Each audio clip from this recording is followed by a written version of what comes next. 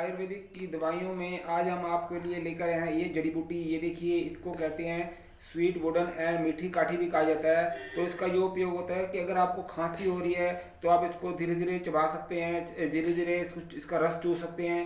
अगर आपको इन्फेक्शन ज़्यादा बढ़ गया है, रेशा बढ़ गया है, तो आप इसका क्या करना है, एक गिलास पानी में इतनी सी इसको मीठी काठी को कूट करके, मुलठी को कूट करके उसमें डाल देना है। जब उसका एक चौथाई रह जाए तो आपने उसको दिन में 3 बार घूट घूट करके पीना है।